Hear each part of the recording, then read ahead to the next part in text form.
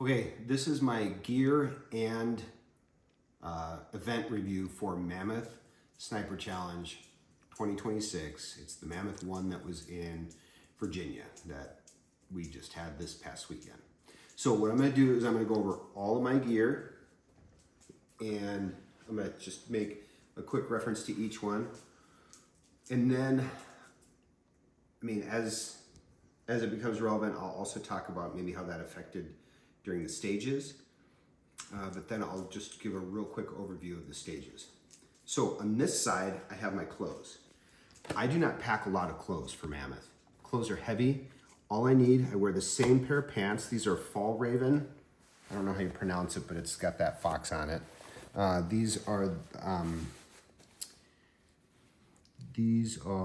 I can't remember which model they are, but they're Fall Raven pants and they've got that extra layer on the knees. You don't really need knee pads, but I wear these the whole time, except for at night. I take them off, I fold them up, and that's my pillow. We got about 2 inches of rain, probably, 1.5 to 2 inches of rain, so we were soaked, my pants were soaked. By sleeping with them, it dries them out. I have a base layer that I wear. This is an Eberlestock sun shirt hoodie. So I wear this when I ruck. And then when I ruck, when we're done, even if it's cold, this is wet. So I take it off and if it's cold out, I put on this, this is a Whoopee hoodie. This is by, I think, Zero Foxtrot, but it's a Whoopee hoodie. I actually wait until I'm dry a little bit. I don't put this on when I'm wet. But I will take this wet bottom layer off and put this Whoopee hoodie on. Or I will put on, this is a Z-Packs rain jacket, ultralight rain jacket. I will also maybe put this one on too. Super light, but that's all I have for my top layer of clothing. I have 3 pairs of socks. 1 pair is on me, and the other 2, these are Darn Tough socks. The other 2 are each individually shrink wrapped. They're vacuum sealed, and that way they stay dry, because that last pair of dry socks is kind of like dessert. I have this sleeping hat in case I need it. This is Enlightened Equipment, the same place that makes my sleeping quilt. And then this is another beanie. It's merino wool. I can't remember. It's like one of those brands for running, but that's like the logo. So that's what I wear on me. I wear it all the time. I don't really change clothes. I just get nasty and stinky. These are my Solomon running shoes. I can't remember which model they are. They're like 3D something. I wore these even last year when we got 5 inches of rain. I mean, your feet get wet. My feet were soaked. At night, I pull the insoles out and I stick them in my sleeping bag and they dry out. Your feet are gonna get wet no matter what. I don't like having heavy stuff on my feet. So the lighter the shoe, the better for me. Almost everybody else is wearing some sort of hiking boot. I don't need any ankle support.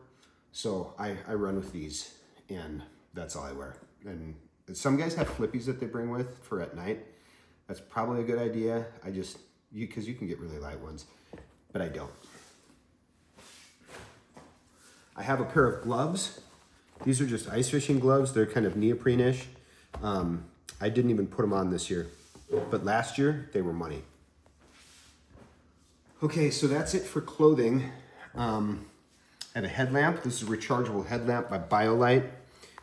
This lasted me a night and a morning, and then the battery ran out. I need to bring the bigger headlamp. I use a Phoenix 7 watch by Garmin to keep track of time. Now we're going to get into, well, let's go over and do my sleeping system and food, and then we'll save that stuff, the other stuff for last. This is a sleeping mat. It's just an inflatable sleeping mat. It is ultralight. I got this from Enlightened Equipment. This is my sleeping bag or sleeping quilt. Super light. This goes in the bottom of my ruck, and I usually get like a nicer, heavier grocery bag, like a Target bag, and I put that in there so that just whatever happens during the day, this stays dry. Now, this did get wet this year, but it kept me warm. So this is warm when wet. I do not use the goose down one because I just don't trust goose down when it's wet. This is hollow fill. These aren't cheap, but even last year when it got down to 17 degrees, I used this and just another liner, and I was fine. And then I sleep on this pad.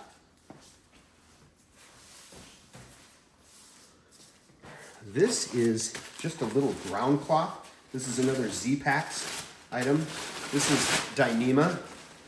I'm not gonna open this up all the way. I see a bunch of junk on it. Maybe I will. It's just a little ground cloth. This weighs, I think it weighs 8 ounces. So it's great to have. What I use this for is if I need to cover up my rifle or my pack, or me and my partner's pack at night, which we did. We just sat this on the ground, put our gear in it, wrapped it up, and it was dry. We also huddled underneath this in the rain for like 2 hours on Saturday, and it saved our bacon. So I do keep a ground cloth with me. You make an argument for not having it, but I've carried it for 2 years and loved it, every minute of it. There's room for it, and it doesn't weigh anything. It's not cheap though. So, my tent. My tent is also by Z-Packs, and it's a Dyneema one-man tent. My tripod is the center pole for the tent. So, you can also use a hiking pole. In here are stakes. This is a one-man tent, and it's tight in there. It fits your sleeping bag and very little else. However, when we woke up Saturday morning, it was pouring rain. Heath and I were able to both crouch in there and eat our breakfast. And it does have a little awning that goes out that you can keep your pack under. So I was able to cook underneath that awning, and that gave us enough room for Heath to come in once he got his stuff put away, and we could kind of eat, strategize, go over what we were going to do for the day, and stay dry. Super light. This, I don't know how much this weighs. I think it's 18 ounces. That's how much the tent weighs. Aluminum tent stakes add a little bit more, but this is super light. Food. Everybody brings freeze-dried meals. This is freeze-dried chili, and I put ramen in it just for extra starch. I'm not doing this again. Not that it just wasn't good. It wasn't very well flavored. When I'm at these events, I get like a really nervous stomach. Normally I'm a pig, I can eat everything, but for some reason I just have to force myself to eat. So I brought one of these for each dinner. For lunch, we bought summer sausage and cheese, and we just sliced them up. And I had cheese and summer sausage for both days' lunch. Breakfast, I had a freeze-dried breakfast meal, and I also had one hot chocolate packet for each day. I had 2 liquid IV packs for each day, and I had a packet of homemade freeze-dried peaches for each day, and I think I had 2 peaches for each day, and that's what we both carried. I don't use any goos or caffeine or anything like that to keep me going. So that was enough for me. I did also have 1 Snickers bar for each dinner. When we cook, this is my stove. It's an MSR ultralight stove. Use the fuel cans, screw it on. This is my cook kit. This is a titanium cook kit. Heat up your water. This heats up in maybe a minute. Water goes in the bag. bag goes in here to rehydrate. And you can leave it there for like 10 minutes and it rehydrates. It keeps it hot and it cooks. All this goes back together except for this in here. This fits inside there. It fits in real nice. This is just the little bag that the stove comes in. I keep a Bic lighter. I use Bic lighters because a Bic lighter will light even after it's been rained on and wet. These things will work in any conditions. If they get waterlogged, if they get soaked, you just have to blow it out, blow the flint off, and then they're gonna work again. I only use this style of Bic lighter. This is the only one that can be reliable in all weather conditions. Incidentally, this is enough to cook for 2 people for the whole weekend. You don't need the bigger size. I don't know about the smaller size. Last year at Mammoth, I saw a guy carrying a 5-pound steel propane tank. This is all you need. The 5-pound propane tank, it just weighs probably like, I mean, I don't know, well, it weighs 5 pounds. And this is ounces. So we're getting, this was my little food bag. All of my food pretty much fit in this. I'll go to tools next. Tools. This is a fix-it kit. I took out the night before we checked with our fix-it kit. We took out this and we took out all the tips from here. I also used a scope and the Night Force scope tool and the Hollow Sun red dot tool. We put our tips that we had hardware for on the rifle and the pistol, put them in here. We took that. We took this multi-tool. It's a Leatherman multi-tool that has both screwdrivers. And this all went into our toolkit. We used it. Sometimes I didn't use these things this year, but we used this year. But it is essential that you have a toolkit with you. Because if you don't and you need one, you're stuck. You can't borrow from anybody. So that's what I took for tools.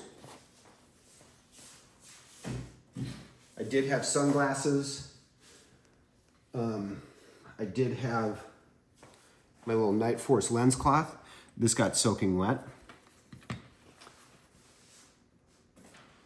So we used a Right in Rain pad and Right in Rain pen.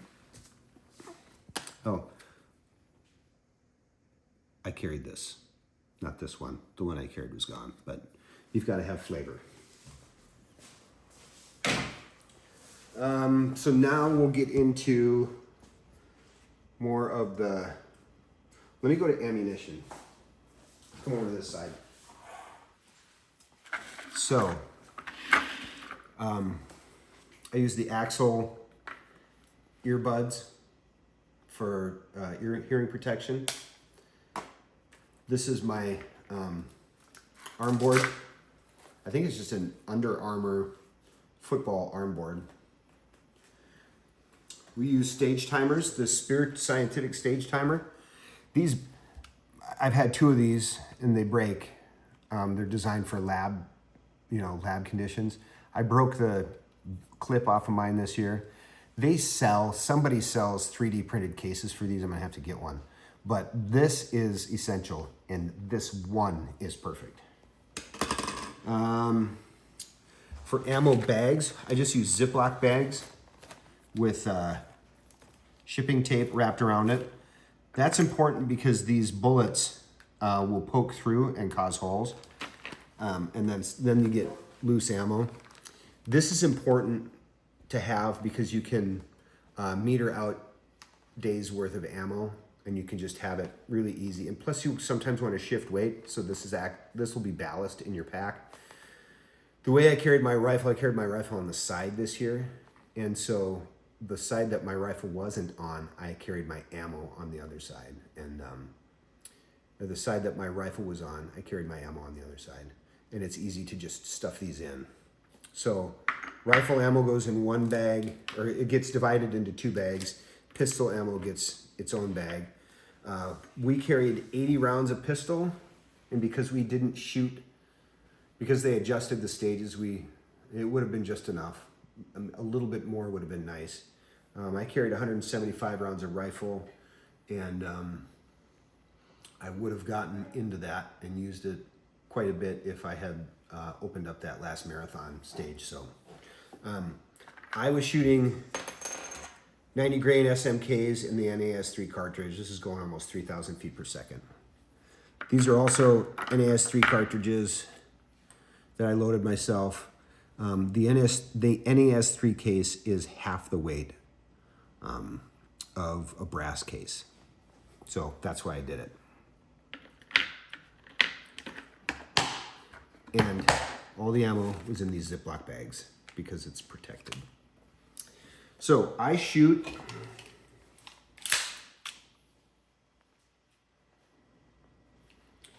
a Springfield DS Prodigy. This is a DS 2011 clone. This will do 90% of a staccato, and it's, like a third of the price. We did very well on pistol, very, very well on pistol. And you can do everything you need to do on pistol with this firearm. So this is where I shoot these, and then I had 2 20-round mags. 20-round mags are enough. You don't need 3 of them. The way Mammoth is, there's no, well, I've never seen it, but there's not any stages where you're doing mag changes. So having 2 mags with 20 rounds is just fine. Now we're gonna get into, actually, let me do the pack first. I did carry a Kestrel. I did not pull it out. I didn't have to pull it out, but it's nice to have it as a backup. I haven't used it at Mammoth because my LRF has a DA in it, but it's good to have backup. 2 is 1 and 1 is none, so I will always carry a Kestrel. I use the SIG Kilo 10s, and I use this harness. I do not carry a, I do not use a,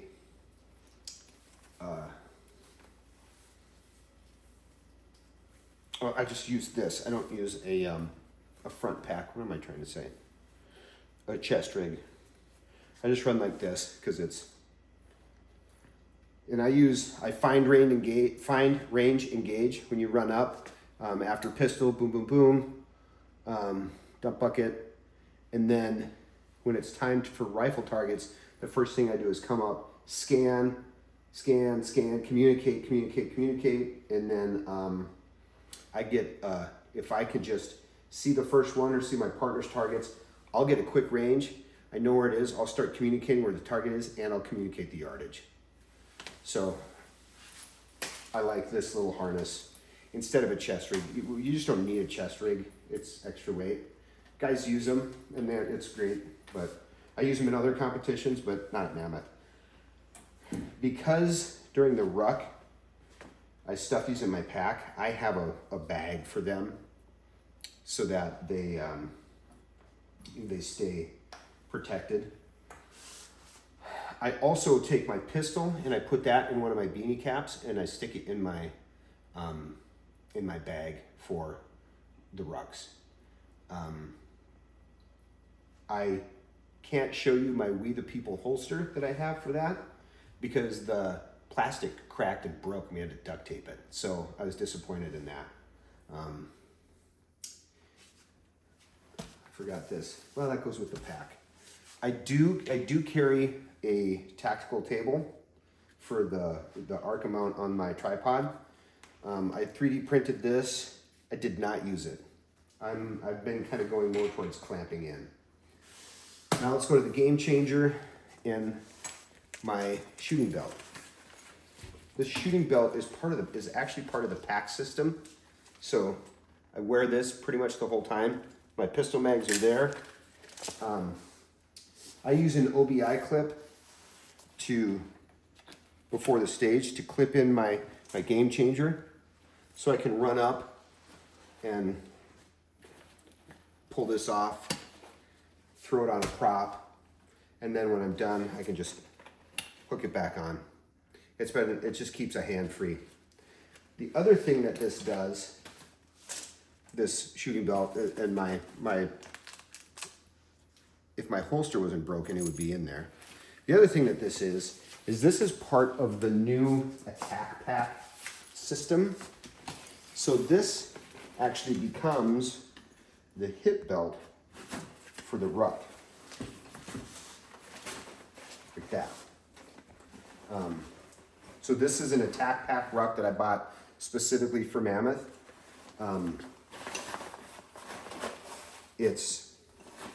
I kept my rifle on the side and my tripod on the other side, and I was able to balance it out. There was plenty of room.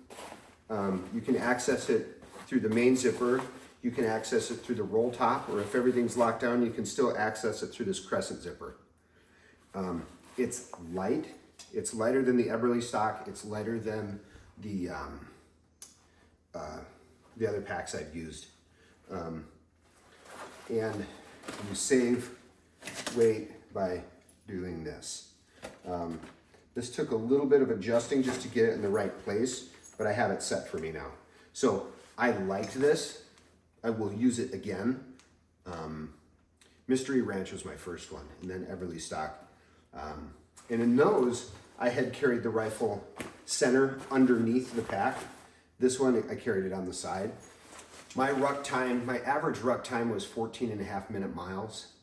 So that's a minute faster, or maybe 30 seconds faster than I have been in the past. And carrying it like that was fine. So I'm gonna keep with this. I'm gonna keep using this. It's Attack Pack. They're fantastic. The guy who makes them was really cool about communicating, asking what I want, and the hip belt becomes your gun belt. So pretty versatile. I like it. Okay, I'm gonna get this out of the way, and we're gonna talk about my life. So it's an MDT chassis. I've got the Sky Pods.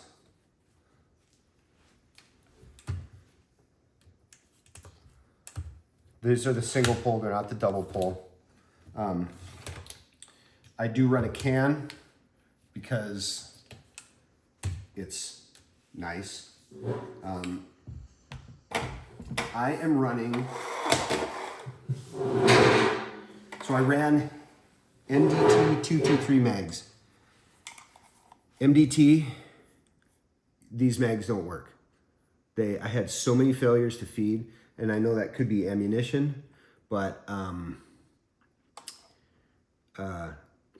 I just never have been able to, with different seating depths, been able to get these to work. Misfeed, misfeed, misfeed, misfeed.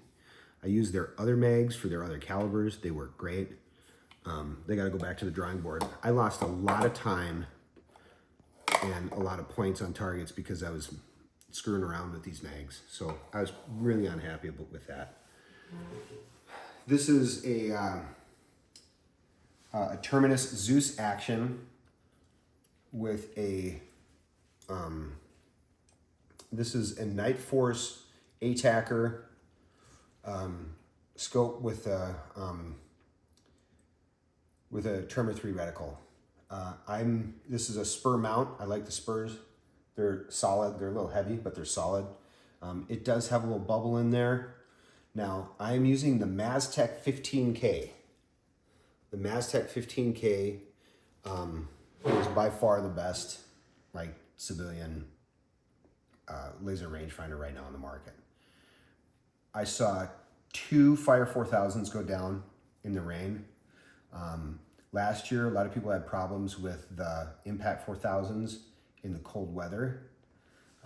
My remote, I did some Dremel work. My remote is in the pistol grip, so I just operate it from here. I don't even have to come off the gun. I just come down here, get my lays, and I'm good. This was picking up targets that were skyline silhouetted, small, far away, that pretty much all other laser rangefinders were not getting, or were picking up the dirt or the berm that was in front of them by 200 yards. No problems with this, no problems with ranges. The ROs always said, you had a good range, you're almost one of the only ones that got a good range on that. So this was huge. Maztec kind of hit it out of the park with that.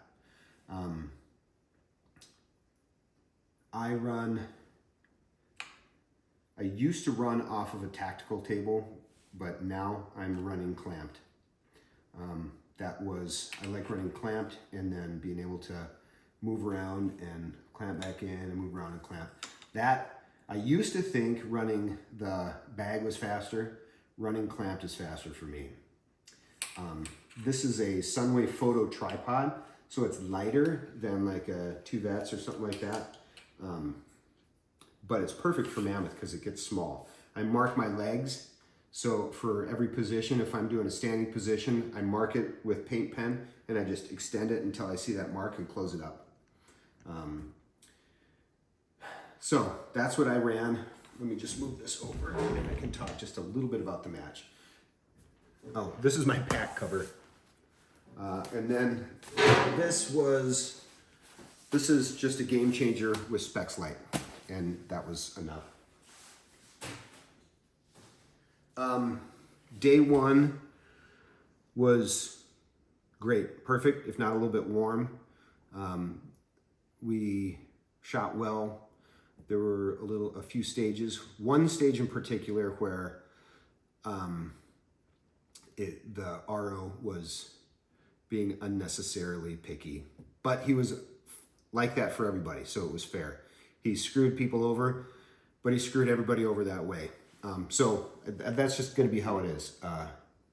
The key is to not get bitter about it. So day one went fine, just like you'd expect in a match. Going into the evening on the way home, the ruck was great, but we all knew we were going to get wet. That night we got rain. It rained all into the next day. The ruck out was wet. And then we got to the range and the rain came. We had about 3 hours of rain, maybe 4 hours of rain where we just couldn't shoot. Then they had to shoot 2 stages and to even up with the other side. And then we rucked back, I believe in the rain again. So everything was wet. We got up the next morning and Chris, the match director, made adjustments to how the schedule worked. And to even it up, make it fair, they had to do some condensing with the schedule because we lost half a day to rain. And then we went rucked out, shot the last stages that we needed to. And then they extended our last ruck to make the rucks even for both sides. So ruck back in and finish the event. Chris does a very good job of making things fair. He's got a tough job. I have no complaints. It's such a big match that you have to do it that way. There were 100 teams registered, 65 showed up. I think 43 finished. It was like 43 or 45. And then my teammate and I placed 23rd, which is a personal best for us.